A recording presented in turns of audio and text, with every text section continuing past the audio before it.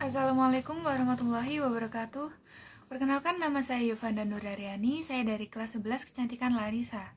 Di video kali ini saya akan membahas tentang apa aja sih hal-hal penting yang perlu kita perhatikan pada saat melakukan facial. Sebelum masuk ke pembahasan intinya, yuk kita cari tahu sebenarnya facial itu apa sih? Facial wajah sendiri merupakan salah satu perawatan kulit yang paling umum dilakukan.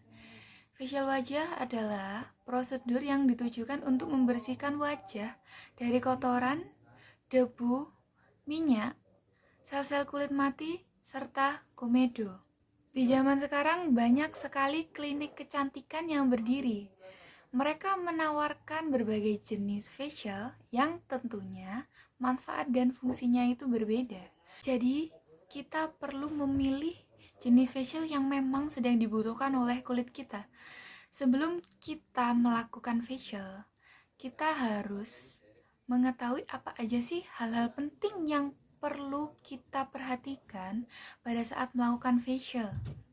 Yang pertama adalah kita harus memilih tempat facial yang aman dan bersih.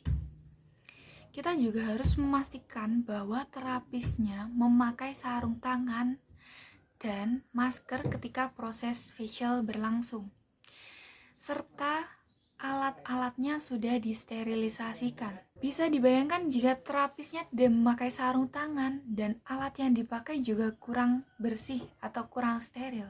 Berapa banyak bakteri yang akan menempel pada kulit kita? Itu akan mempengaruhi kondisi kulit kita selanjutnya, karena bakteri jahat akan menempel pada kulit kita. Yang kedua, kita perlu mengetahui jenis kulit kita sendiri.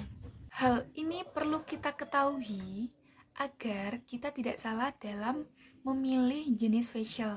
Jika kita kebingungan, kita dapat menanyakan itu kepada terapis atau dokter kecantikan yang menangani kita. Dan biasanya sebelum melakukan facial, mereka akan menganalisa dan mendiagnosa masalah-masalah yang ada pada kulit kita. Dan mereka akan memberikan saran kepada kita.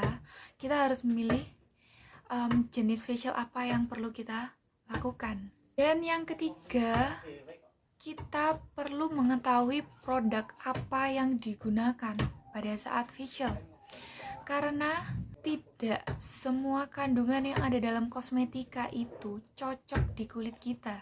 Contohnya adalah untuk kulit kering. Kandungan yang tidak boleh digunakan pada kulit kering adalah, contohnya ada alkohol yang dapat membuat kulit kita menjadi lebih kering, lalu ada fragrance, ada paraben, lalu ada glycolic acid, kemudian salicylic acid, dan masih banyak lagi kandungan yang tidak boleh digunakan pada kulit kering.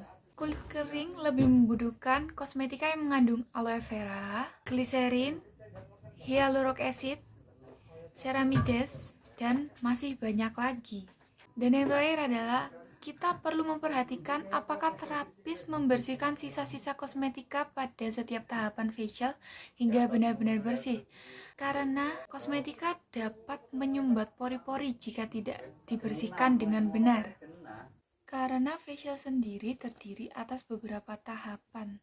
Di setiap tahapan tersebut, terapis perlu membersihkan sisa-sisa kosmetika yang dipakai sebelum melanjutkan ke tahap berikutnya. Kita bisa bayangkan jika terapis tidak membersihkan sisa kosmetika dengan baik, mungkin kulit kita akan menimbulkan reaksi, kemudian pori-pori kulit kita tersumbat.